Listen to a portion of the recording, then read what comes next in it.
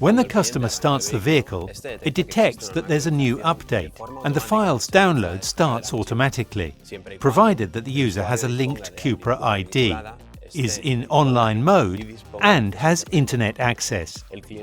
The customer will know that there is a new update thanks to the informative pop-up that will appear on the screen. When the customer finishes the journey, the installation option will appear on the goodbye screen.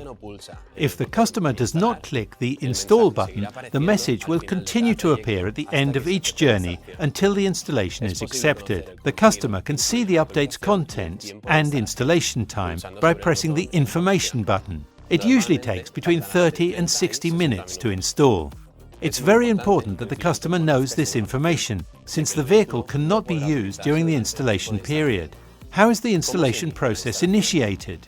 We must close the windows, manually turn off the lights, and press the Install button. We must get out of the vehicle and close the doors so the vehicle can initiate the installation process. The customer must not interact with the vehicle in any way during the installation.